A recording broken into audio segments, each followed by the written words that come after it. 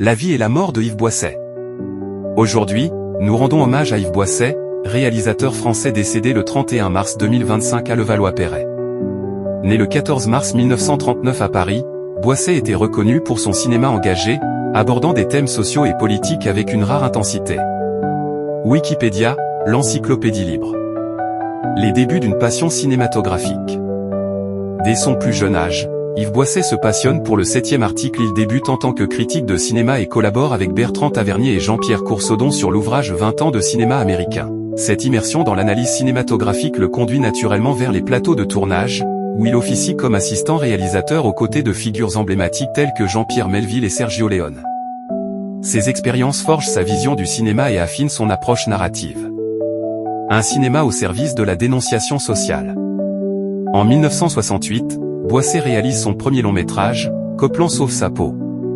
Cependant, c'est dans les années 1970 qu'il s'impose avec des œuvres percutantes dénonçant les injustices sociétales. Parmi elles, Un Condé, 1970, offre une critique acerbe des méthodes policières, tandis que L'Attentat, 1972, revisite l'affaire Ben Barka, mettant en lumière les zones d'ombre de la politique française. Dupont-la-Joie, une dénonciation du racisme ordinaire. En 1975, Boisset réalise Dupont-la-Joie, un film choc qui aborde le racisme latent dans la société française. L'histoire suit Georges Lajoie, un cafetier parisien en vacances, dont les préjugés raciaux mènent à un drame irréparable. Ce film, porté par la performance de Jean Carmet, suscite un vif débat national sur la xénophobie et les discriminations. La critique salue le courage de Boisset d'exposer sans phare les travers de la société française. Le juge Fayard dit le shérif, une critique du système judiciaire. En 1977, Boisset réalise Le juge Fayard dit le shérif, inspiré de l'assassinat du juge François Renaud.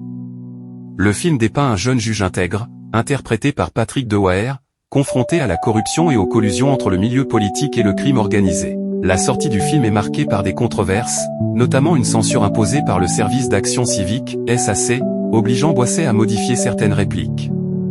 Malgré ces obstacles, le film reçoit le prix Louis Deluc en 1976, récompensant son audace et sa pertinence.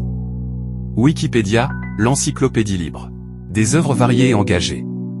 Tout au long de sa carrière, Boisset explore divers genres cinématographiques, toujours avec une approche critique. La femme flic, 1980, avec Miu Miu, aborde la pédophilie et les difficultés d'une femme dans un milieu masculin. Le prix du danger, 1983, anticipe les dérives de la télé-réalité, mettant en scène un jeu mortel où les participants risquent leur vie pour de l'argent. Ces films, bien que différents dans leur forme, partagent une volonté commune de questionner les dérives de la société contemporaine. Wikipédia, l'encyclopédie libre. Engagement télévisuel et reconnaissance. À partir des années 1990, Boisset se tourne vers la télévision, réalisant des téléfilms inspirés de faits réels.